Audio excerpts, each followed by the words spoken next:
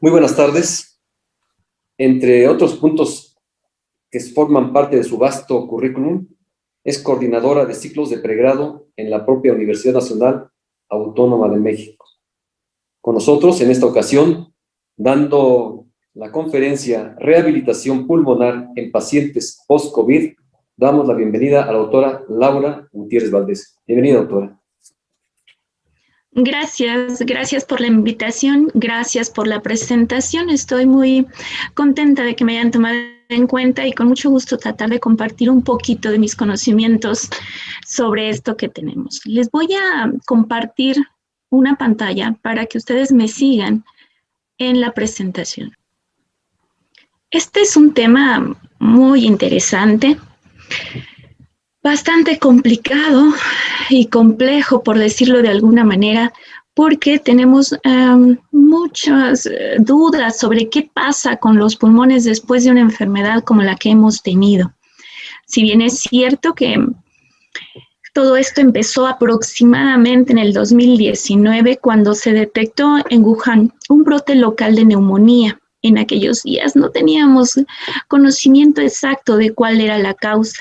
Poco tiempo después se llamó coronavirus y se tomó las siglas SARS-CoV-2 para darle el nombre a este nuevo coronavirus. Los coronavirus no son una especie de virus nuevos en nuestro mundo, tienen muchísimos años. El que más hemos conocido es el coronavirus de la influenza. Así que sí tenemos experiencia con un poquito de estos. Pocas semanas después se propagó por todo el mundo y en febrero del 2020 la OMS lo declaró como una enfermedad pandémica y entonces llegó también a nuestro país. A la fecha existen datos un tanto no congruentes tal vez por esta infección, pero sí nos ha demostrado que dan datos escalofriantes epidemiológicos que pocas veces se han visto o que no se habían visto en nuestra historia como de la humanidad en los últimos años. Las más recientes, y les digo hace muchos años también, la peste bubónica, la peste negra o la llamada peste española. De ahí en fuera, hace muchos años que no teníamos una pandemia de esta naturaleza. Hace 10 años tuvimos algo parecido, pero que nunca se compara con lo que ahora tenemos, con la influenza. Pero hasta el día de ayer, de acuerdo a los últimos números otorgados por la Secretaría de Salud ayer en la mañana, teníamos en México 2.041.380 casos totales. Aquí diferimos mucho los médicos y les voy a hablar sobre todo del número de 180.107 defunciones. ¿Por qué? Esta cifra dista mucho de ser la realidad. Y les voy a explicar de forma fácil por qué. Resulta que solamente se contabiliza para la Secretaría de Salud aquellos pacientes que fallecen con el diagnóstico de COVID. Este diagnóstico no se realiza siempre por diversas situaciones. Primero, porque el paciente fallece antes de que vengan los resultados de la prueba de PCR, que es la prueba que seguramente muchos de ustedes han de conocer, donde se mete un hisopo en la nariz y se cuantifica la presencia del virus. Bueno, si el paciente fallece antes de que se le haga esa prueba, aunque tenga todos los síntomas clínicos o tengamos una tomografía que diga que el pulmón tiene neumonía por COVID, si esa prueba no se realizó, no cuenta. Si el paciente fallece en casa, aunque tenga una prueba, una placa de neumonía, pero no se le hizo la prueba a nivel institucional, no cuenta. Entonces, como ven, estas cifras varían mucho de la realidad. ¿Okay? Pero existe todo un grupo de estrategias de rehabilitación que deben de centrarse en qué pasa después de esos pacientes logran salvar su vida. Hay alteraciones cuantitativas y cualitativas que nos van a provocar un sinfín de enfermedades subsecuentes a la presencia del COVID. La mayoría de nosotros creemos, bueno, ya me dio COVID, me dio muy leve, o soy de esos llamados asintomáticos y resulta que no debo de tener ningún problema. Pues no, no es así. El COVID por sí mismo va a provocar una serie de procesos inflamatorios en todo el cuerpo, aun cuando no nos demos cuenta de inmediato. Por eso tenemos que estarnos vigilando, porque hasta 6 meses después de la primoinfección, es decir, de la primera vez que tuviste contacto con el COVID, puedes tener algún síntoma y no asociarlo a COVID. Por ejemplo, hay personas que tuvieron COVID hace 6 meses, 5 meses, y ahorita se nos infartan.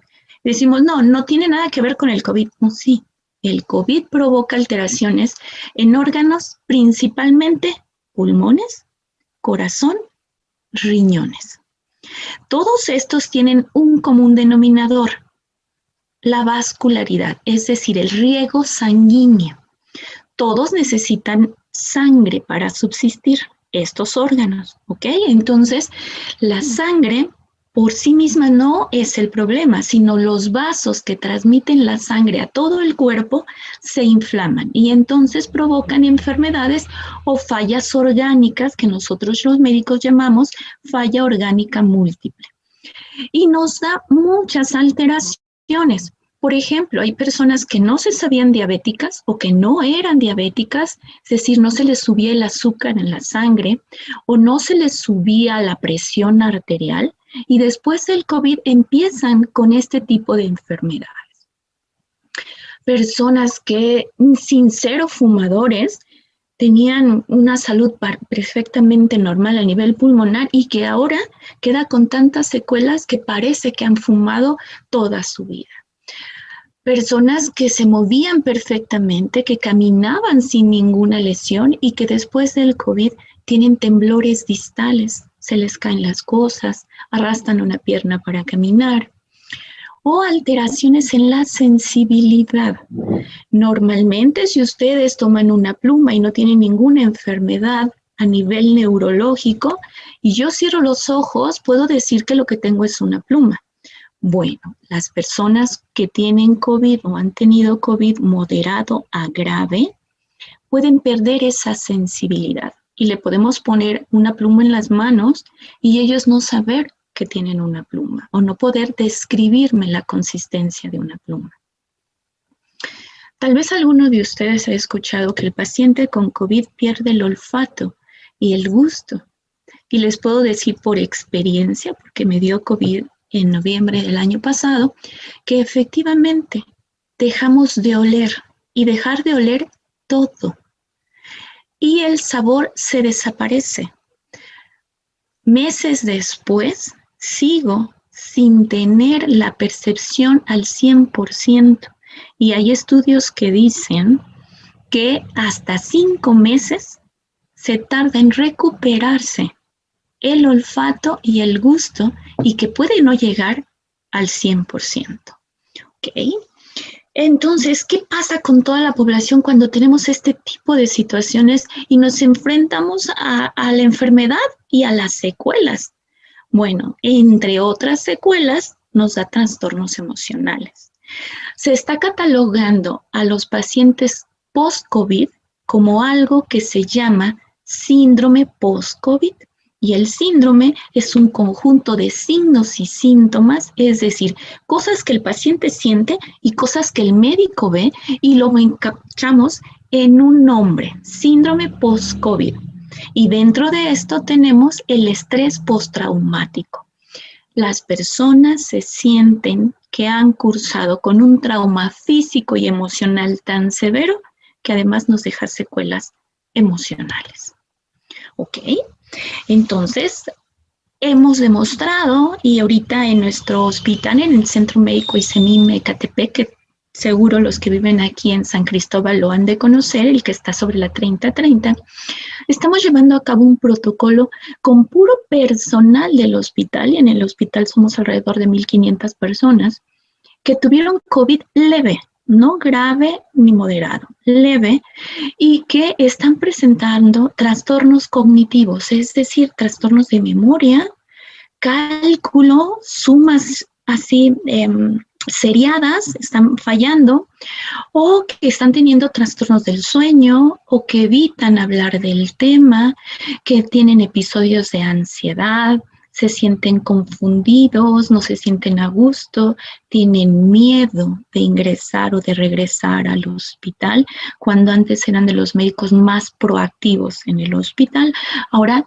tienen miedo de volver a entrar. Tienen dificultad para la concentración. Hay personas que tienen que dar papelerías, trabajadoras sociales, y que después del COVID, procedimientos que hacíamos de rutina, esa llamada memoria de trabajo, está creando problemas. Se ha llegado a olvidar cosas tan fáciles como las claves institucionales para ingresar a los servicios. Y obviamente la depresión está a todo lo que da, en diferentes escalas, pero es una situación grave que está en el personal de salud. Y eso que somos un grupo que se puede detectar, que estamos ahí, que podemos ir a tocar a la puerta del psiquiatra o a la puerta mía cuando si no escuchan porque están perdiendo la audición o si tienen trastornos de memoria. Pero ¿qué pasa con toda la población que no tiene acceso a esta situación? Que decimos, ay, como que está distraído, como que está muy chillón últimamente. ¿Qué pasa con ellos? Bueno, es toda una gama de rehabilitación que necesitamos trabajar. No solamente es el pulmón, créanme, el COVID afecta más órganos de lo que cualquier otra enfermedad en la historia de la humanidad. Hoy nos vamos a concentrar en los pulmones, pero hay tema de dónde cortar y mucho y mucho.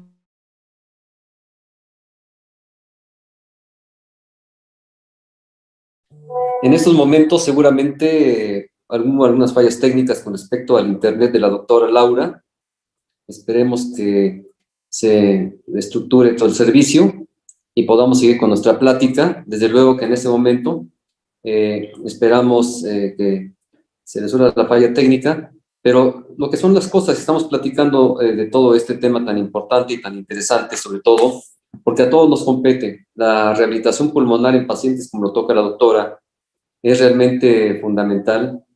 Y lógicamente, lo que nos acaba de mencionar, de todo ese abanico de otras posibilidades de infección o de daños en nuestros órganos y aparatos de nuestro organismo, definitivamente es algo que debemos de tener mucho cuidado y hacerle caso a los doctores que han estado con nosotros para que sigamos cuidándonos todos, que no perdamos de vista. En este momento seguramente estamos en nuestras casas, en nuestras habitaciones, y no usamos el cubrebocas, no usamos una careta, pero desde luego al salir a la calle, al salir a algún lugar, o inclusive al recibir algunas personas que nos llegan con las compras del exterior, cubrirse y protegerse. Creo que es importante. Esto es lo que definitivamente debemos tomar en consideración, que yo no quiero hablar como especialista, quiero hablar como profesor únicamente, pero creo que es el común denominador de lo que hemos conocido y escuchado de todos los médicos que nos han capacitado, nos han entrenado y nos han informado perfectamente desde el lunes pasado en la conferencia magna de la doctora Ornelas, donde se fue inclusive a temas muy interesantes desde el ácido ribonucleico, de cómo se debe entender la parte inclusive genética de lo que es este fenómeno del COVID-19. Visto de otra forma, en todas las actividades que hemos tenido, hace un momento tuvimos una actividad donde a nivel psicológico nos atendían perfectamente con respecto a cómo los niños de primaria y secundaria daban respuestas como si fueran psicólogos, es decir, su razonamiento estaba muy claro y preciso. Su forma de entender la problemática, porque estuvo muy interesante la dinámica que utilizó el maestro de lo que nos dio, pues definitivamente creo que forma parte de también entender la parte conductual, la parte de la patología en el comportamiento humano que se va generando con respecto a lo que estamos viviendo todos. Yo pido, por favor, y si hay información de la doctora, si ya está lista. ¿Ya estamos listos, doctora? Ya está ingresando, maestro. Ah, excelente. Ya nada más para que me indiquen. Y desde luego agradecer a todos. Pues como estamos en vivo, es lo más interesante. Esta plática está en vivo, igual que lo que hemos hecho desde el inicio de la inauguración de la Semana de la Salud. y lógicamente nos atrevimos a hacerlo no grabado previamente, sino que se viera fresca la información, como lo dijo la doctora. Lo que se dio ayer en la mañana es lo que estoy realmente proporcionando a todos ustedes para que estemos actualizados y al día en algo que es vital para todos nosotros. Tú me dices, Evelia, si eres tan amable. Y desde luego que en este momento tenemos una cantidad considerable de participantes y gracias porque están de todos los niveles educativos. Tenemos padres de familia, de preescolar y primaria, tenemos alumnos de secundaria, de bachillerato, de universidad también. Tenemos ya más de 300 personas conectadas en línea en este momento. Hay profesores y profesoras de Oparin y desde luego público en general que han visto nuestras invitaciones y han accedido justamente para escucharnos. Ya, ya se está conectando, maestro. Perfecto. Entonces, doctora sí, Laura. También comentarles, bueno, nuevamente, bienvenidos, comentarles que por favor aprovechen todos los descuentos y las oportunidades que las distintas empresas nos han brindado. Si ustedes tienen duda, pidan a sus coordinadores en su dirección técnica. En PLOP también está toda esta información. El objetivo es poder ayudar a la población. Ese ha sido el objetivo final de esta Semana de la Salud, ayudar a toda la comunidad de Oparin. Ok, discúlpenme, me salí de la plataforma y no sé qué pasó. Efectivamente, las cosas en vivo son un tanto complicadas, pero de repente ya no estaba yo en la plataforma. Mil disculpas y retomamos lo que nos quedamos. Platicábamos que la importancia de la fisioterapia respiratoria en el paciente post-COVID, es decir, debemos de iniciarla, lo ideal es cuando están hospitalizados. Una vez que se les quita el tubo o si no están intubados, al paciente que está delicado o grave. Pero desgraciadamente no todos los hospitales cuentan con terapia respiratoria que puede ingresar a áreas COVID. En nuestro hospital tenemos la ventaja de tener un servicio de inhaloterapia que trabaja muy bien con estos pacientes. Desgraciadamente, la mayoría de las veces damos terapia pulmonar o terapia foniátrica, en mi caso, ya cuando están afuera, cuando ya pasó lo más grave, cuando ya le quitamos el tubo que comunica los pulmones con el medio ambiente a través de oxígeno suplementario. Pero bueno, es súper importante tratar de iniciar lo más rápido posible. Vamos a hablar exclusivamente de las secuelas respiratorias porque es parte de lo que es el tema. Pero bueno, vamos a recordar que son ejercicios específicos y recomendados única y exclusivamente para situaciones de enfermedad pulmonar. Lo más importante de esto es recuperar la resistencia aeróbica, es decir, que yo me pueda mover y que no me canse o no me fatigue, que pueda yo establecer mi capacidad de movimiento, que pueda subir escaleras, que pueda caminar, que pueda desplazarme a algún momento a algún lugar sin necesidad de dificultad respiratoria. Y obviamente que mi capacidad pulmonar regrese a lo previo. Tal vez no estábamos al 100, pero tenemos que tratar de regresar a eso. Reeducar nuestra forma de respirar, cómo nuestros pulmones se expanden, cómo eliminar secreciones y, aunque ustedes no lo crean, favorecer la tos. Y me dirán, ¿y por qué queremos que tosan?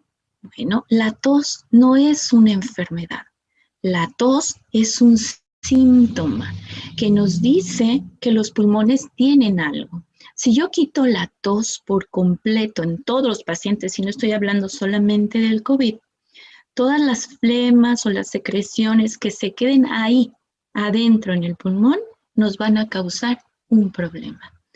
Rápido, a la larga, a corto, mediano plazo, no lo sé, pero nos va a causar problemas. Entonces, una de las cosas que nos interesa es que no se vaya la tos al inicio de esta enfermedad y sobre todo cuando estamos rehabilitando a nuestro paciente. Bueno, es importante ubicarnos dónde estamos, en qué estamos trabajando y vamos a platicar un poquito de qué son los pulmones. Estos pulmones son dos órganos muy importantes que se encuentran en el centro de nuestro tórax y si ustedes me siguen con el cursor, vamos a ver, esta es nuestra nariz, pasa el aire por aquí y se comunica a la tráquea. Aquí justo hay una bifurcación, hay un bronquio que se va a la derecha y un bronquio que se va a la izquierda. Eso permite mandar el aire a los pulmones. Estos pulmones están llenos de algo que se llaman bronquios y bronquiolos, que son las partes más pequeñitas donde se hace o se realiza el intercambio gaseoso. Vamos a ver que nuestros dos pulmones no son exactamente iguales. Y la mayoría de las fotos tenemos pulmones rositas, muy bonitos, y en realidad no son así más que al nacimiento. Con el paso del tiempo se van volviendo más grises o más oscuros. Y esto tiene que ver con todo lo que respiramos. Entre más fumemos o más estemos en un ambiente contaminado para nuestra vía aérea, esos pulmones se van haciendo más oscuros. ¿Ok? Bueno, les presento a nuestros pulmones. Del lado derecho, nuestros pulmones tienen 3 lóbulos, es decir, tienen 3 pedazos que están unidos entre sí. El lóbulo superior, el lóbulo medio y el lóbulo inferior. Estos pulmones, el lado derecho se diferencia del izquierdo, que el izquierdo nada más tiene 2 lóbulos.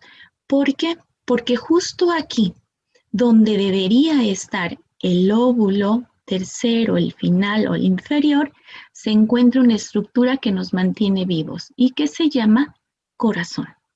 Por eso, el lóbulo faltante, que sería el inferior, está ocupado por este espacio, por el corazón.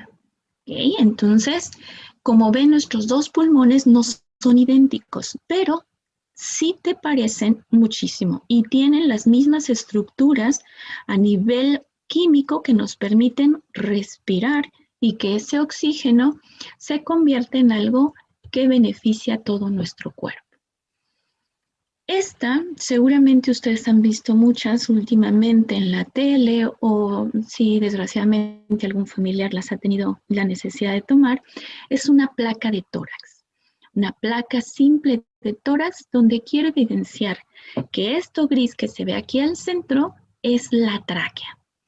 Aquí, justo en esta parte, es donde metemos el tubo cuando hacemos algo que se llama intubación endotraqueal para ventilar esos pulmones. Entonces, seguramente ustedes han escuchado mucho donde es que los pacientes están intubados, es que hay ventiladores o no sirven los ventiladores o no hay ventiladores. El ventilador se conecta aquí a la tráquea para que yo pueda meter oxígeno a los pulmones. Esos dos pulmones se ven bastante bien y aquí está el corazón. Por eso este espacio que ocupa el corazón, nuestro pulmón del lado izquierdo solamente se diferencia del derecho por los 2 lóbulos.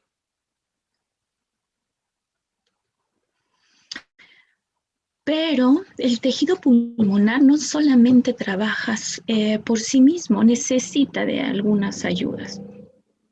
Esos pulmones necesitan algo que se llama musculatura respiratoria. El músculo principal que permite que yo respire de forma adecuada es el diafragma. Este diafragma trabaja de forma tan excelente que permite que el pulmón funcione moviéndose de forma adecuada. ¿Para qué? Para que las bases de los pulmones, donde existe el mayor intercambio gaseoso, se mueva y esté libre de secreciones. Cuando ustedes jalan aire, van a sentir cómo se infla una partecita de aquí abajo. Eso es el abdomen y el abdomen pega con los músculos, sobre todo con el diafragma, y permite la elevación y el movimiento de los pulmones. Vean ustedes cómo el diafragma, cuando nosotros respiramos profundo, permite la ampliación de la cavidad. Cuando nosotros sacamos el aire, al contrario, va hacia arriba para ayudarnos a la contracción de los pulmones y sacar el aire que no necesitamos. Bueno, pues resulta que este sistema respiratorio tiene todas estas partes y que se encuentra justo en nuestro tórax. Tan inteligente es nuestro cuerpo que diseñó una capa protectora llamada costillas. Estas costillas protegen a nuestros pulmones de golpes, sobre todo, y están unidas aquí, a este pequeño hueso que se llama esternón. Aquí se unen nuestros huesecitos, las costillas, y protegen a los pulmones. Y aquí una imagen más simple, muy didáctica, del músculo del diafragma. Les voy a mostrar cómo se ve un pulmón sano. Véanlo, está a la izquierda de sus imágenes, y cómo a la derecha se ve un pulmón con una neumonía por COVID. Vean la diferencia, sobre todo en la base de los pulmones. Acá abajo, donde se encuentra el diafragma, todo esto son secreciones de neumonía. A esta imagen le llamamos vidrio despulido. No sé quién le pone los nombres. Ahí sí no puede intervenir, pero bueno, así le llaman a nivel mundial. Entonces, esta imagen de vidrio despulido es característico de una neumonía por COVID. Así se ven nuestros pulmones. Esto va a ocasionar un sinfín de situaciones que a la larga nos necesitan para rehabilitar. ¿Qué va a pasar? Bueno, pues resulta que tenemos disnea. La disnea es esta dificultad respiratoria y que hace que los pacientes traten de jalar aire de todas las formas posibles, sobre todo abriendo la boca. Esa neumonía provoca que los pulmones se llenen de cicatrices y no es lo mismo inflar una bolsa limpia, que no está rota, que no está unida por nada, a inflar una bolsa que está remendada, donde el aire ya no se mueve de forma adecuada. Esa neumonía por COVID provoca que los músculos que están entre las costillas no se muevan de forma adecuada.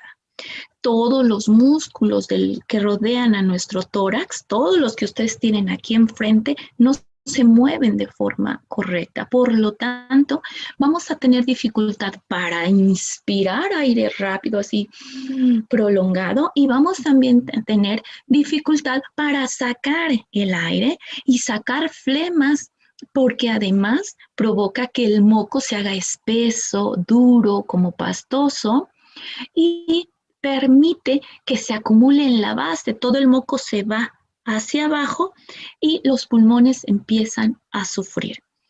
Cuando está en la etapa aguda, la falta de aire es muy severa, pero cuando el paciente ya está intubado, ya tenemos un tubo en la tráquea, obviamente el paciente no va a sentir esta sensación de aire, pero no es que no esté ocurriendo. Lo que pasa es que el paciente está dormido, está sedado, por lo tanto no sabe que no está respirando de forma adecuada. ¿Ok? Pero normalmente pensamos que todos los pacientes que tienen o han tenido COVID son los que hay que rehabilitar a nivel pulmonar. Déjenme que les cuente que no es así. Resulta que muchos de nosotros podemos tener alguna alteración pulmonar y no nos damos cuenta. ¿Quién de todos los presentes, más de 365 personas, lo cual agradezco mucho, quién de ustedes no fuma? ¿O quién no vive con un fumador?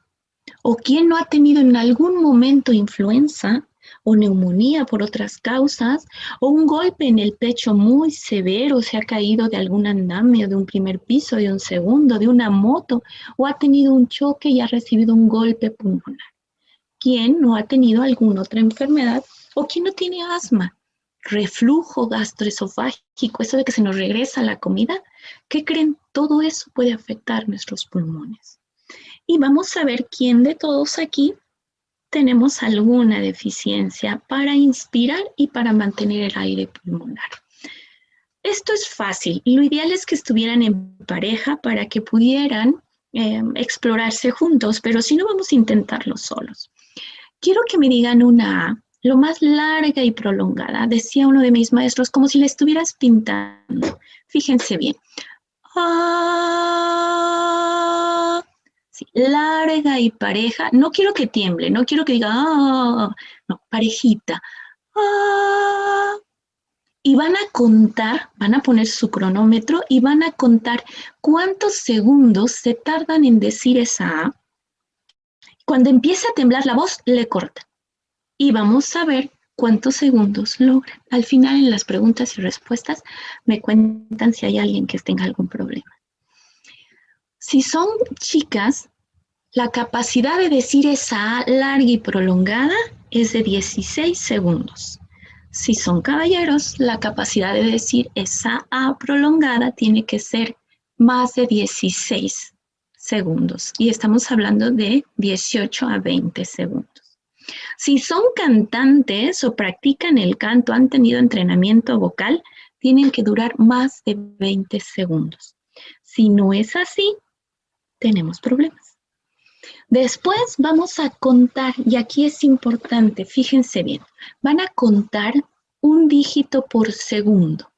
Vamos a llevar el conteo. 1, 2, 3, 4.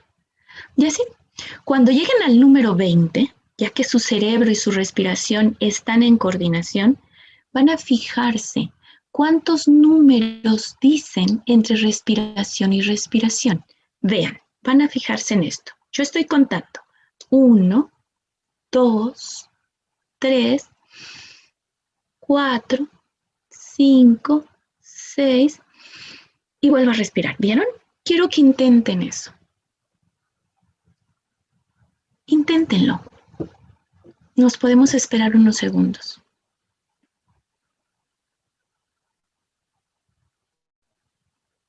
¿Sí? Despacio. Cuenten cuántos dígitos dicen entre respiración y respiración. Si ustedes pudieron decir 5 números entre respiración y respiración, está muy bien. Si no pudieron decir 5 números y no tuvieron los segundos necesarios para prolongar esa A, necesitan valoración por foniatría. ¿De acuerdo? Imagínense los pacientes con COVID. O los pacientes que tuvieron COVID. Esta es una exploración básica que hacemos en el servicio para ver la capacidad pulmonar. Entre otras cosas, revisamos cómo respiran. ¿Quién de ustedes al estar respirando no tiene que jalar por la boca todo el aire que necesita? Y bueno, hay muchos tips para manejar eso. Pero ¿qué vamos a hacer entonces con esa rehabilitación cuando es enfocada exclusivamente para que nuestros pulmones trabajen de forma adecuada? ¿Para qué lo hacemos? Bueno, vamos a tratar de reentrenar a los músculos respiratorios y favorecer la normalización de los patrones de respiración. Es decir, tenemos que aprender a respirar con el estómago, como dicen los cantantes, con el estómago, que en realidad es con el diafragma, para sacar nuestra voz de forma adecuada. Vamos a tratar de hacer eficiente los músculos respiratorios. Vamos a tratar que este volumen que yo respiro sea lo suficiente para que yo pueda hablar sin fatigarme o hacer esta sensación de ahogo. Vamos a reducir el gasto de energía y por consiguiente la fatiga de nuestros pacientes. Vamos a disminuir la dificultad respiratoria y la irritación que provoca en toda la vía respiratoria cuando estamos respirando, valga la redundancia, por la boca. Lo correcto es respirar por nuestra nariz. El paciente post-COVID con daño pulmonar moderado a severo se le dificulta esta respiración y por lo tanto jala el aire continuamente por la boca. Cuando jalamos el aire por la boca, irritamos todo el tracto y eso incluye nuestra garganta, incluye la tráquea y va a llegar hasta los pulmones y obviamente nuestra dificultad respiratoria va a aumentarse. Pero no todo paciente que ha tenido COVID debe de hacer los ejercicios respiratorios. Vamos a elegirlos. Porque si el paciente aún tiene fiebre por lo que sea, no puede hacerlos. Si tiene una tos intensa que lo pone morado cuando está tosiendo, no puede hacerlos, porque muchos ejercicios desencadenan la tos. Tampoco puede hacerlos si le duele mucho el pecho cuando intenta o se pone completamente morado de los labios. Necesitamos que llegue un médico que lo valore y nos dé el visto bueno antes de hacer la rehabilitación respiratoria o foniátrica. Por favor, no es a todos los pacientes. Vamos a empezar con ejercicios básicos. Vamos a respirar, vamos a meter el aire suavecito por la nariz, lo más prolongado que podamos, y después lo vamos a sacar. No es soplar, es dejar que salga el aire, pero el chiste es la boca. Vamos a hacer una especie de U, como si fuéramos a mandar un beso, y vamos a sacar el aire por ahí. Y me podrían decir, ¿qué tiene que ver que movamos los labios así o que lo hagamos nada más con la boca abierta? Resulta que tenemos músculos que van unidos también al cuello y que a la hora de fruncir los labios vamos a estimular el movimiento de esos músculos que van intrínsecos a la laringe. ¿Qué quiere decir? Que los necesitamos para que se mueva todo esto por dentro. Este ejercicio se puede hacer de 10 a 15 veces en la mañana, en la tarde y en la noche. A veces el paciente nada más lo puede hacer una vez al día. Está bien. Esto es a tolerancia del paciente. Ojo, no vamos a hacer todos los ejercicios el mismo día, al mismo tiempo, con un mismo paciente. Vamos a ir incrementándolos siempre, siempre a tolerancia del paciente. Si el paciente me dice, puedo, lo sigo. Si no, me voy a tener que detener. ¿Qué efectos terapéuticos tiene esto? Bueno, pues reentrena la musculatura, la respiración, facilita la eliminación de secreciones. ¿Y cómo le vamos a hacer? El paciente puede estar sentado en una silla, en su sillón, en la cama, con almohadas, recostada en la parte posterior para que esté lo más recto posible. Va a meter el aire, inspirar lentamente por la nariz y lo vamos a tratar de sostener el mayor tiempo posible.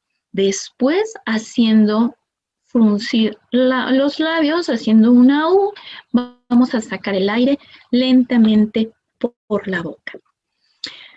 Otro ejercicio que también nos funciona, sabemos que el diafragma es el más importante de los músculos, pues vamos a activarlo.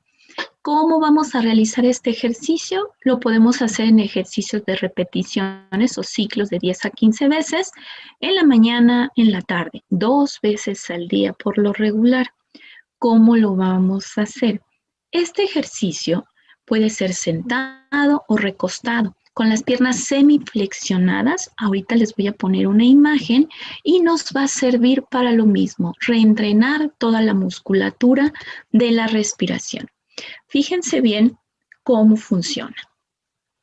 El paciente está acostadito, va a poner las manos sobre su abdomen y vamos a inspirar para que el abdomen se infle y luego suavecito con la boca fruncida, haciendo la U que ya sabemos, vamos a soltar el aire y vamos a sentir cómo el abdomen se infla y se desinfla para tratar de dilatarlo y relajarlo. Este ejercicio es muy similar al anterior, pero esto se llama respiración costal. ¿En qué consiste? Nuestras manos ahora van a ir en nuestro pecho para intentar darnos cuenta cómo contraemos y cómo dilatamos y cómo regresa nuestro tórax. Es para hacer consciente en nuestro cerebro que los músculos del tórax también se pueden dilatar y pueden regresar. porque tenemos que darnos cuenta si estamos respirando con el abdomen o si estamos respirando con el tórax. La mayoría de nosotros, cuando yo les digo a ustedes, a ver, por favor, inspiren de forma profunda, hacemos esto y fíjense en mis hombros. ¿Sí? Los elevamos. Ahorita que ya les dije cómo, de inmediato lo van a modificar, pero si no, fíjense, normalmente cuando hacemos una inspiración profunda, elevamos los hombros. Si nosotros elevamos los hombros, contraemos toda la musculatura del cuello y eso evita que la laringe, que está pegadita, la tráquea ahí, también se contraiga y todos los músculos se pongan tensos. Por lo tanto, mi ventilación se modifica. Entonces, cuidado, cuando decimos inspirar, tenemos que tener consciente que los pacientes no deben de levantar los hombros, deben de estar con el hombro hacia abajo. Entonces, nada más metemos el aire, lo sostenemos y lo dejamos salir. Si yo veo que levanto los hombros, entonces mi respiración costal no está funcionando. Pero bueno, ok, ya hicimos respiración con la boca fruncida, ya para el diafragma, ya para el tórax, pero resulta que tenemos secreciones, que cuando nuestro paciente tose se oye como si tuviera un gorgoreo, así, en la tosecita, y algunas veces son tan audibles a distancia, sin necesidad de tener un estetoscopio para escuchar los pulmones. A veces oímos como el paciente está lleno de flemas. Bueno, esto también lo podemos trabajar en casa y es algo que se llama presión expiratoria positiva doméstica y es fácil de hacer. ¿Para qué nos sirve? Pues obviamente para mover esas flemas, que es lo que queremos que desaparezcan. ¿Cómo le vamos a hacer? Fácil. En una botella de 1 litro podemos utilizar un popote de esos largos, los típicos popotes que son aproximadamente de 40 centímetros, en 1 litro, en una botella de 1 litro de agua. Si no tenemos popotes de los largos, son más de los cortitos, entonces nuestra botella debe de tener una capacidad de medio litro. ¿Qué es lo que vamos a hacer? Le vamos a hacer un hoyito, vamos a meter el popote por la tapa, como está en la imagen, y vamos a sellar esa entrada. Nuestra botella debe de tener la mitad del agua, y vamos a fijarnos que el popote no llegue a la base. Debe de estar de 3 a 5 centímetros separados del fondo de la botella. Y lo único que va a hacer nuestro paciente es soplar y soplar. ¿Para qué? Bueno, está haciendo burbujas y esto genera una presión positiva hacia los pulmones que permite que se muevan las secreciones, sobre todo los de la base. Otra forma de hacer que se muevan esas secreciones es realizando un ejercicio que permita que estemos acostaditos para el manejo de las secreciones. Pero antes de hacer este ejercicio, vamos a recordar que tiene que haber pasado al menos 2 horas después de haber comido o antes de la comida.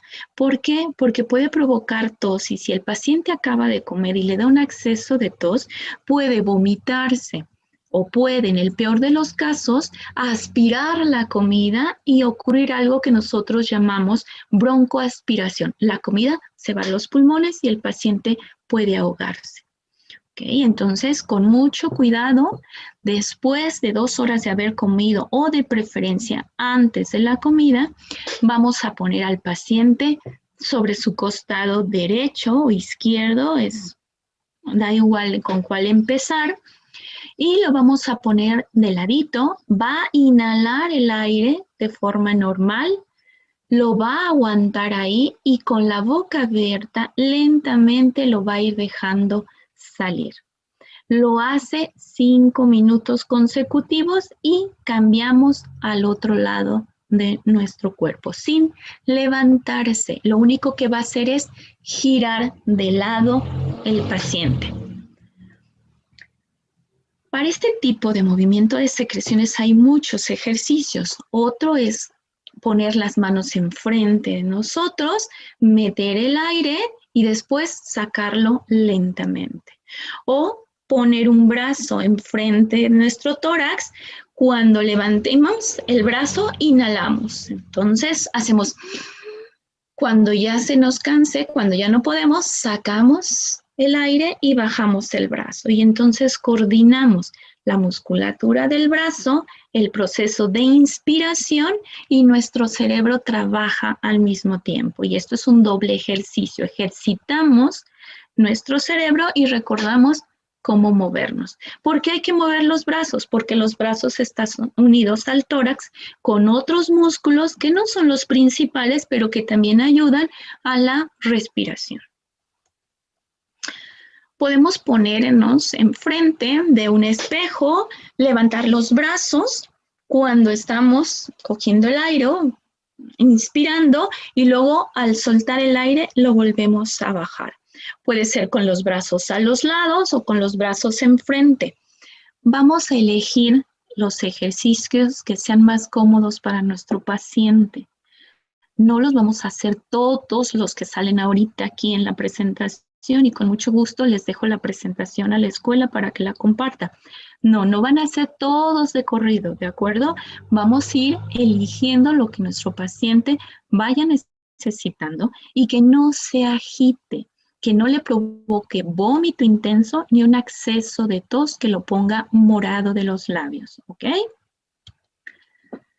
Si nuestro paciente no se puede levantar, podemos hacer este mismo ejercicio, pero nada más moviendo la punta de los pies. La punta de los pies hacia arriba cuando inhalamos, la punta de los pies hacia abajo cuando soltamos el aire.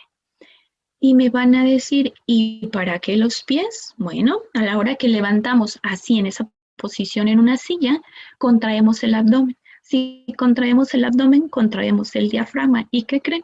Los pulmones se benefician. Si movemos una pierna hacia arriba, hacia abajo cuando respiremos y hacia abajo cuando lo saltemos, tiene la misma finalidad. Pueden estirar el pie, bajarlo, subir la rodilla, todo lo que tenga que ver con musculatura de abdomen es bienvenido. Pero hay ocasiones en que seguramente ustedes les han dicho, le voy a pegar en la espaldita para mover las flemas. La verdad es que eso es una realidad y se llama ejercicios de drenaje postural. Alguno de ustedes tal vez tenga un bebé y después de darle de comer se lo ponen y le pegan en la espaldita para sacar el aire. En realidad esto funciona porque hacemos un hueco con la mano y creamos una presión intermitente directamente en la área que yo necesito trabajar. ¿Claro que sirve? Sí. Se puede hacer alrededor de 2 o 3 veces al día, pero es importante no golpear al paciente de más, ¿de acuerdo? No debe de hacerse cuando el paciente acaba de comer, por favor, hay que hacerlas antes de comer o muy temprano en la mañana y muy tarde en la noche.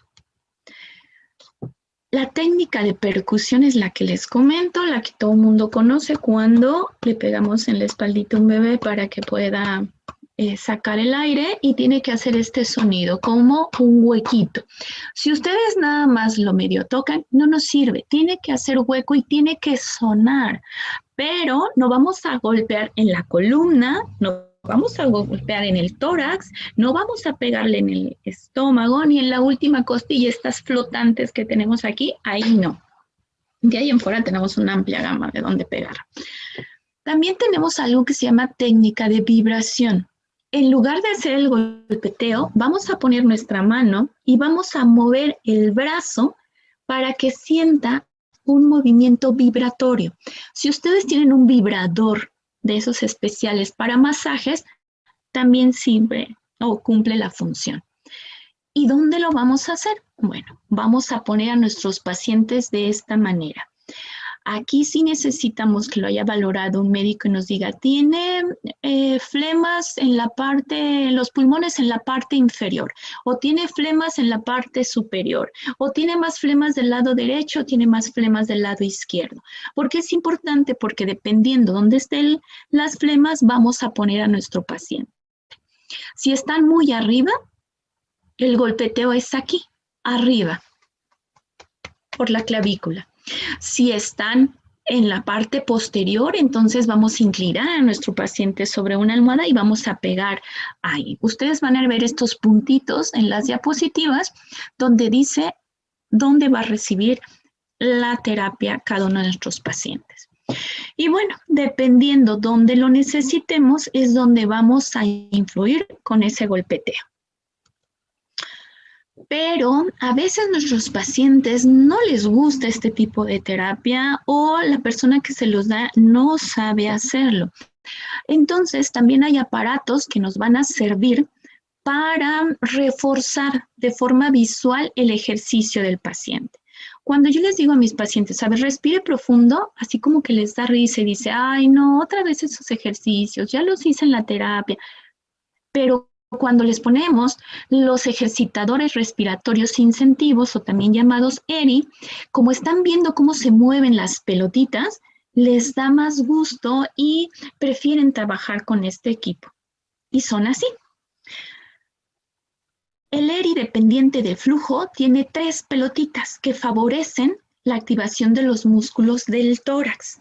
El ERI dependiente de volumen favorece la activación de los músculos del abdomen y del diafragma.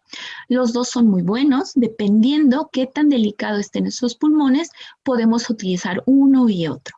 Por lo regular, quien nos va a dar la pauta de cuál utilizar es el médico neumólogo. Pero estos aparatos, estos series tienen ciertas contraindicaciones. Si mi paciente le pusieron una cánula, es decir, lo intubaron y le abrieron un hoyito aquí en la tráquea para poder respirar porque pasó muchos días intubado, este paciente no puede utilizar los ERI. Si el paciente tiene vómitos de sangre, no lo puede utilizar. Si el paciente tiene algún tubo conectado todavía a los pulmones, no lo puede usar hasta que ya esté en casa. Tenemos que tener cuidado, no los podemos hacer los ejercicios de más porque podemos provocar una alteración hemodinámica. ¿Qué quiere decir? Que a nivel pulmonar podemos hacer más daño que beneficio. Puede provocar aumento del dolor en el pecho. Por eso los pacientes que tienen un dolor importante al respirar no lo pueden utilizar. ¿Cómo se utiliza este dependiente de flujo? Bueno, respiramos, sacamos todo nuestro aire y entonces agarramos la boquilla y vamos a tratar de meter lentamente todo el aire lo más que se pueda. En el momento en que nosotros metemos el aire, se van a levantar las 3 pelotitas. Hay ERIs que nada más tienen una pelotita, hay unos que tienen 2 pelotitas y este que es muy común que tiene 3. Dependiendo qué tan dañado, qué tan accesibles sean estos ERI a la población en general, podemos utilizar cualquiera. Ahorita se ha desencadenado una ola de ventas irracionales y entonces lo que antes costaba 200, 300 pesos puede llegar a costar hasta más de 2,000 pesos. El ERI dependiente de volumen, en lugar de subir pelotitas, lo que hace es subir un nivel, una línea líquida de un líquido que flota para permitir, y el médico, el neumólogo sobre todo, nos dice, quiero que suba a estos milímetros. Y entonces, bueno, hay que trabajar con ellos para enseñarles. Y es lo mismo, sacamos el aire y después inspiramos de forma profunda hasta llevar el nivel que el doctor nos dijo que teníamos que mantener. Pero resulta que el paciente, cuando le estamos haciendo terapia, no le gusta moverse, porque la queja constante es la falta de aliento. Es que si me muevo o hago los ejercicios, se me va el aire. Es que si camino, se me va el aire. Es que no necesito hacer ejercicio, mucho menos terapia respiratoria. Es que estoy muy débil. Es que si hago ejercicio, me canso y ya no puedo respirar.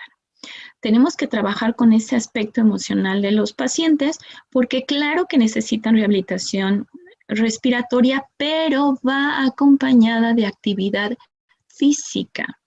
Necesitamos que el paciente realice ciertos ejercicios básicos. Vamos a tener algo que se llama escala de Borg. Esta escala lo que mide no es lo que el paciente hace, si hizo una caminata larga, si se sentó varias veces, si hizo muchas respiraciones, no, va a valorar lo que el paciente cree que hace. Si el paciente hace respiraciones con la boca, las trompitas que le llamamos nosotros en consulta, las sus prolongadas, dice que es muy ligero, entonces podemos aumentar otro ejercicio. Si yo lo pongo a inspirar profundamente y levanta los brazos y los baja, y para él es un ejercicio muy pesado, entonces estaríamos en la escala 7 de Borg y tenemos que ir para atrás. Esta escala me permite ir hacia arriba y hacia abajo, dependiendo cómo se siente el paciente, cómo se siente con lo que está haciendo. No importa la cantidad de ejercicios, puede ser uno solo, inhalar y exhalar. Y si ese es suficientemente molesto para él y me dice que es extremo, no podemos iniciarlo. Tenemos que regresarnos a ejercicio tan básico como pedirle que aguante la respiración un momento y que lo vuelva a hacer. Y que inspire lo que pueda y que lo suelte. Y no le vamos a poner segundos. El ejercicio impacta de forma súper importante en la función pulmonar y obviamente en la capacidad de oxigenación de esa sangre que llega a los pulmones. Los pulmones se encargan de oxigenar toda la sangre del cuerpo, luego la mandan al corazón y el corazón la distribuye ampliamente. Pero si los pulmones no la oxigenan de forma adecuada, vamos a tener algo que se llama hipoxia. Y seguramente han escuchado los oxímetros, donde ponemos el aparatito en el dedo y nos marca un número. Todo lo que esté por arriba de 93, 94 es normal, por abajo de 93 es anormal. Entonces, el paciente puede andar cómodamente con 90 y decir, yo me siento bien. Y no, no es así. Por eso muchos pacientes se tardan en llegar al hospital. ¿Por qué? Porque se llama hipoxia feliz. O sea, tengo hipoxia, sí, pero no me siento mal, no pasa nada. Y de repente, en cuestión de minutos, ese 90 baja a 70 y el paciente tiene una dificultad respiratoria súper importante. Entonces, es importante, por lo tanto, hacer ejercicio. Antes, obviamente, todo el tiempo ya tuvieron una plática sobre eso para tener una salud y una vida lo más sana posible, pero también después de tener COVID. ¿Por qué? Porque permite actividad fisiológica de todo el organismo, permite que el corazón bombee de forma adecuada y también a nivel emocional. Un ejercicio bien estructurado, bien encaminado a lograr consistencia en el cuerpo lo suficiente para mover esos pulmones es una de las cosas principales que debemos de trabajar. ¿Qué tipo de ejercicio? Bueno, cada paciente es diferente, pero vamos a recordar que el ejercicio incrementa la resistencia de toda la musculatura respiratoria. Mejora el intercambio gaseoso en los pulmones, mejora la capacidad del paciente para ventilar, pero además produce efectos antiinflamatorios. Y habíamos comentado al inicio de la charla que el COVID provoca inflamación de todos los órganos. Bueno, el ejercicio combate esa inflamación. Y no solamente ayuda a los pulmones, entonces va a ayudar al corazón, va a ayudar a los riñones, va a ayudar al sistema digestivo y claro, al sistema nervioso. Por lo tanto, la rehabilitación del paciente en general se ve favorecida. Entonces, nuestros pacientes deben de hacer terapia respiratoria, rehabilitación respiratoria y claro, rehabilitación física en la medida en que el paciente lo vaya tolerando. Cuando nosotros inspiramos, contraemos todos los músculos. Cuando sacamos el aire, lo relajamos. Esto permite ejercitar músculos que normalmente no recordamos trabajar. Por eso es importante que cuando haga el paciente ejercicio, recuerde y trate de sentir cómo se contraen todos los músculos de la parte que esté trabajando y cómo los va a relajar.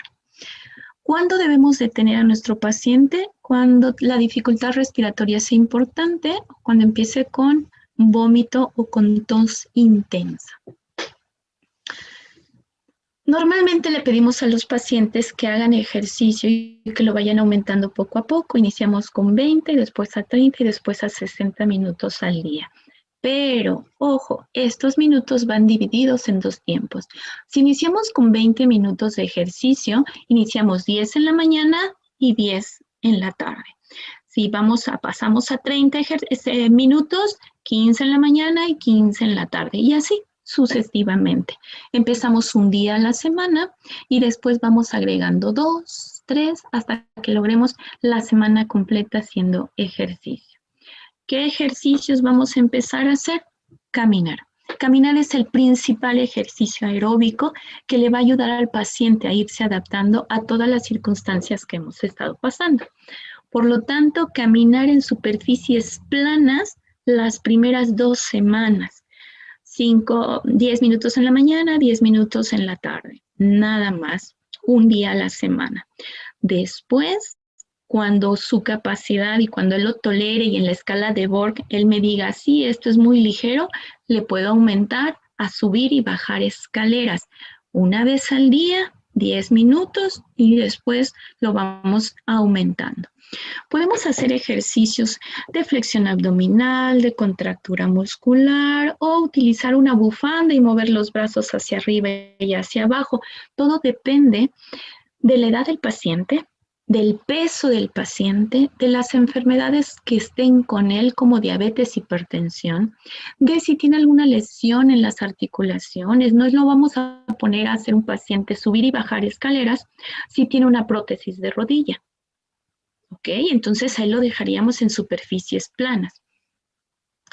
Todo esto se va ajustando. No es una receta de cocina. Cada uno de los pacientes tiene que ser valorado previamente antes de iniciar una rehabilitación. No es de, bueno, sí, ya vi los ejercicios, ahorita voy y los practico. No, no es así. A veces, si hacemos ese tipo de cosas, puede ser contraproducente. Y luego, ¿qué pasa si nuestro paciente le falta una pierna o le falta un brazo o tiene, como les digo, una prótesis de rodilla y no la puede mover o tiene artritis reumatoide y necesita de órtesis? Es decir, todas aquellas cosas que nos permitan ayudar a sujetar el cuerpo a una superficie, a este caso, el suelo.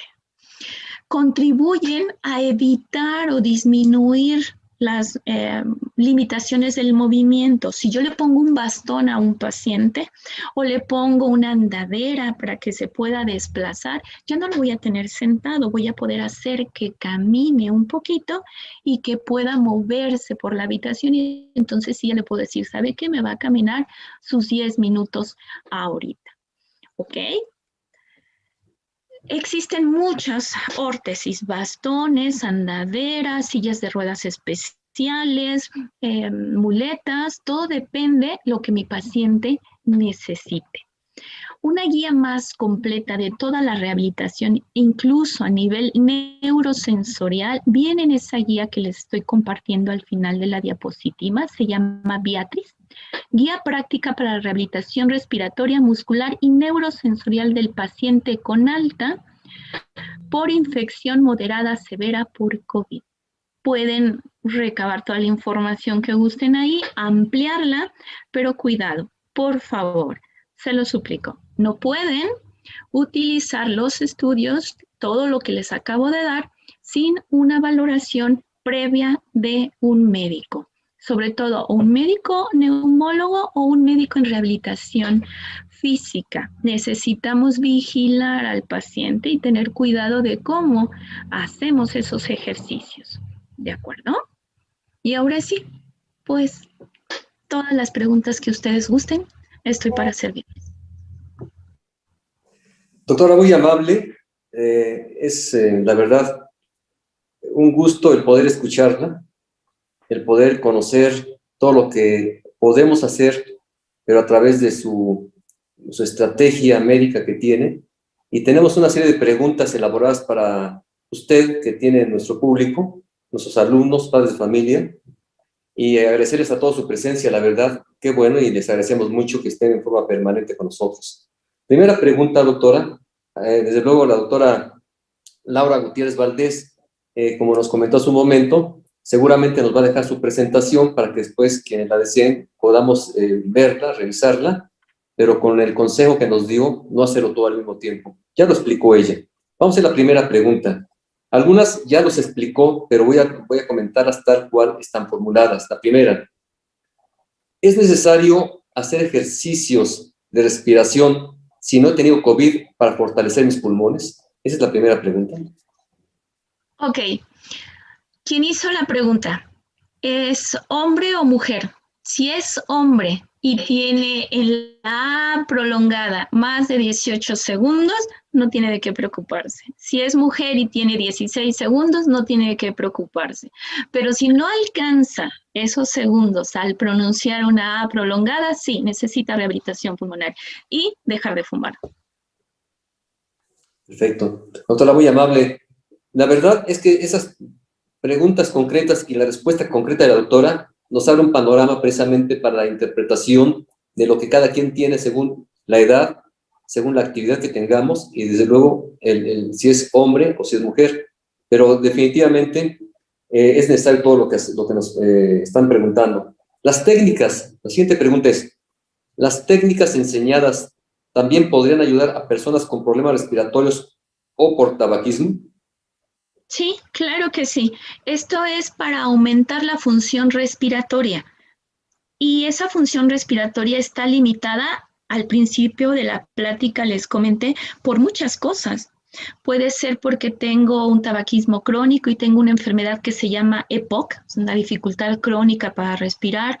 Puede ser porque soy asmático, puede ser porque tuve tuberculosis, puede ser porque fumé mucho o porque trabajé en ambiente de carbón o mis familiares cocinaron con leña, en fin, N cantidad de enfermedades. Siempre y cuando yo tenga problemas pulmonares, el que sea, esas técnicas nos ayudan. Excelente respuesta, doctora, muy amable. La siguiente pregunta dice, ¿en los niños también quedan las mismas secuelas que en los adultos? Sí, pero en menor severidad.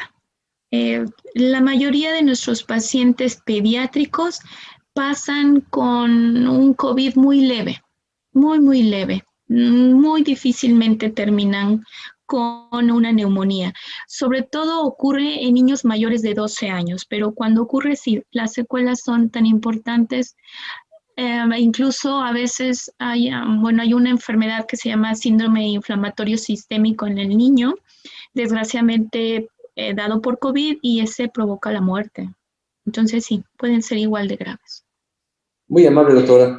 La siguiente pregunta que le formulan a usted es, ¿qué le puede decir a la gente que se niega a hospitalizarse cuando ya tiene la enfermedad y tiene alteraciones en la respiración? Ok, me voy a ver muy política al hablar de esto o politizando esto, pero créanme que, y defiendo todo mi gremio obviamente, ningún médico quiere lastimar a un paciente. Por lo tanto, les suplicamos que cuando se sientan mal acudan a los hospitales. No se mueren en el hospital porque los médicos no hagamos lo que tenemos que hacer.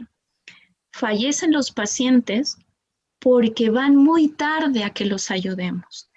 Si estamos platicando que la saturación normal es por arriba de 95 en el oxímetro de dedito y el paciente va cuando tiene 40 de saturación, pues llega con nosotros y nada más le decimos, pásele, déjeme, le pongo un poquito de oxígeno y en menos de una hora el paciente falleció.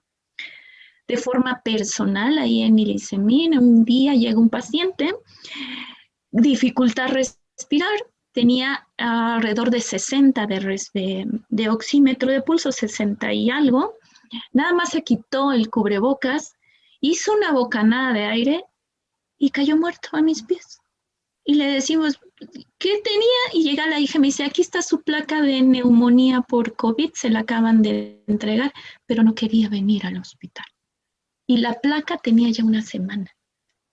Si hubiese venido una semana antes, pudimos haber hecho algo. Pudimos, no sé, tal vez las condiciones previas del paciente, si son diabéticos, si son hipertensos, si son obesos, si están desnutridos, si tienen cáncer, si tienen otras enfermedades que provoquen que se agrave, bueno, la dificultad es mayor. Pero por favor, acudan a los hospitales lo más rápido posible.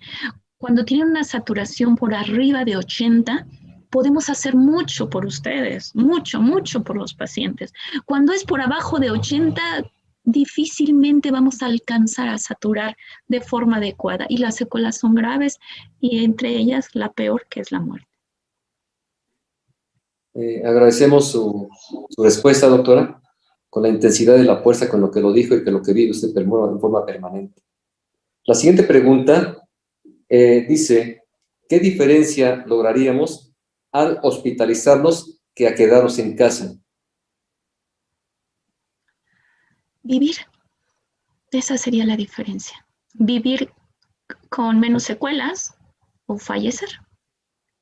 Si se quedan en casa y tienen una hipoxemia grave, van a fallecer. Pero si su saturación es entre 90 y 95, andan en 91, 92 y no quieren ir al hospital y tienen un tanque de oxígeno que los puede ayudar a ventilar, perfecto, no pasa más. Pueden lograrlo sin mayor problema siempre y cuando no tengan neumonía por COVID. Y esta es la gran diferencia. Miren, podemos tener COVID, es decir, tenemos el virus en la sangre, pero no provocó neumonía. Entonces los pulmones ventilan y tienen una saturación 95, 96 y tengo COVID, prueba de COVID positivo y estoy saturando al 95%. Perfecto, ¿a qué vas a un hospital? No tienes neumonía por COVID, no vayas. No solamente te vas a contaminar a otras personas, te puede dar otra enfermedad que no necesitas. Hay una infección por bacterias de las normales que hay en un hospital, porque aunque no lo crean, los hospitales son los lugares más sucios y contaminados del mundo por la cantidad de bacterias que hay en todos lados. Entonces, no vayas. Pero si tu saturación está por abajo de eso, si tienes dificultad para respirar, si te duele, lo correcto es que vayas. ¿Que puedes sobrevivir? Sí, tal vez te toque sobrevivir con todas las secuelas que eso tiene. Cuando la hipoxia, cuando el nivel de oxígeno baja en la sangre por abajo de 70, causa daño cerebral. Entonces, esos pacientes pueden quedar con trastornos psiquiátricos importantes, con pérdidas de la memoria muy severas, con atrofia cerebral que puede condicionar muchísimas otras enfermedades. Doctora, muy amable por esta respuesta. La siguiente pregunta que le plantean a ustedes, ¿cuánto tiempo después de padecer COVID-19 mis pulmones recuperarán la función normal? Si tuviste neumonía y quedan cicatrices como las que vimos en las placas, no va a recuperar al 100%. Una cicatriz en el pulmón deja una afección que a simple vista puede ser no notoria. Puedo seguir escalando montañas, nadando, yendo a hacer deporte extremo, no pasa nada. Pero el día que me enferme, entonces ahí es donde nos vamos a dar cuenta de que mi pulmón ya no quedó tan sano como antes. Somos más propensos a enfermedades respiratorias, somos más propensos a que desencadenemos asma o somos más propensos a que nos den neumonía, y no por COVID. Digo, hay neumonías de muchas, por hongos, por bacterias, N cantidad de cosas. Entonces, lo ideal es hacer terapia respiratoria y hacernos una tomografía a los 3 meses y a los 6 meses después de haber tenido COVID, para ver qué tan sanos quedaron nuestros pulmones. Si no hubo neumonía por COVID, nuestros pulmones se regeneran casi al 100%. Si hubo neumonía, dependiendo la severidad de esa neumonía. Si fue un caso muy grave y estuvo mucho tiempo hospitalizado, no alcanzan a recuperar el 100%. Gracias, doctora, muy amable. La siguiente pregunta que le formulan es, ¿a partir de qué saturación de oxígeno el paciente debe acudir a un hospital? Ya lo habíamos comentado, por abajo, lo ideal es por abajo de 90 acudir al hospital, pero de emergencia, cuando es súper importante y su vida está en riesgo, por abajo de 80. Gracias, doctora.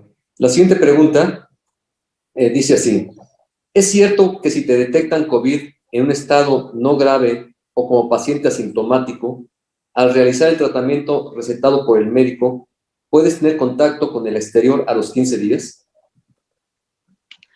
Todo paciente que haya tenido COVID, ya sea leve o moderado, a los 10 días el paciente deja de ser un foco potencial de contaminación.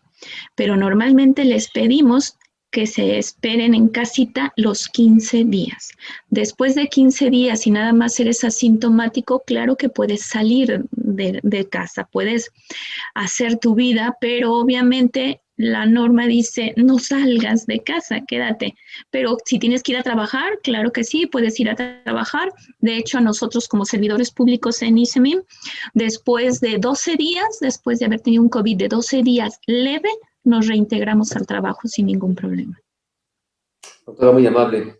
Y ya le voy a formular las últimas dos preguntas que nos plantearon. ¿Todavía se puede utilizar el tanque de oxígeno una persona que ya tuvo COVID cuando duerme? Si su saturación está todavía no es la ideal, está alrededor del 90, 91, lo puede utilizar, pero por favor no lo utilicen por tiempos prolongados. Hay algo que se llama dependencia al oxígeno y entonces nuestro cerebro se acostumbra a tener ese oxígeno circulando y le manda la información a otra área que se llama hipotálamo y al tálamo, y ellos dicen, pues ahí hay mucho oxígeno, ¿para qué me pongo a trabajar yo? Y dejan de mandar información a los centros de respiración, y estos pueden depender totalmente de la máquina. Y se les olvida saturar de forma adecuada. Sí, literal, el cerebro dice, pues ¿para qué? Si me están dando el oxígeno, ¿para qué trabajo yo? Por eso los dejamos por horas y vamos haciendo algo que nosotros decimos destete. Lo hacemos poco a poco para que no tengan tanta dependencia del oxígeno. Sí se puede quedar, tenemos medio tanque lleno ahí, todavía como que en la noche ronca un poquito o le cuesta trabajo, sí, una media hora, una hora, nada más, no toda la noche si nuestra saturación está por arriba de 90. No lo usen porque dependemos del oxígeno y el cerebro se olvida de respirar. Y la última pregunta, doctora: ¿por qué salen puntos en los pulmones cuando se hacen una radiografía? Los puntos. Bueno, no sé si se refieren, es que las imágenes de las pruebas en los pulmones se ve normalmente hipodenso, es decir, oscurito el aire.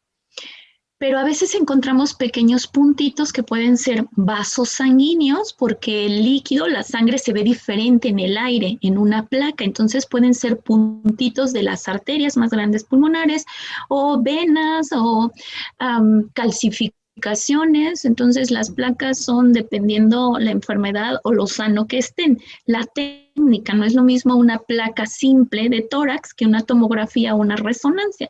Entonces, pues puede ser por muchas cosas, desde que esté sano hasta que tenga alguna enfermedad. Yo, a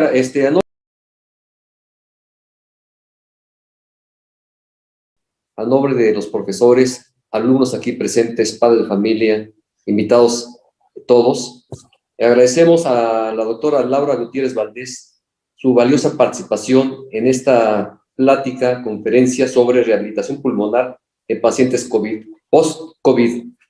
Si me lo permiten, vamos a hacer la entrega también, desde luego, de un reconocimiento. Y si aparece en pantalla el reconocimiento a la doctora Laura Gutiérrez Valdés por su participación como ponente en la 12ª Semana de la Salud OPARI 2021, con el tema Rehabilitación pulmonar en pacientes post-COVID. Doctora Laura Gutiérrez Valdés, muchísimas gracias y seguiremos en comunicación seguramente con usted. Le agradecemos su apoyo y a todos ustedes, gracias por su presentación, su presencia y la presentación de la doctora. Muchísimas gracias.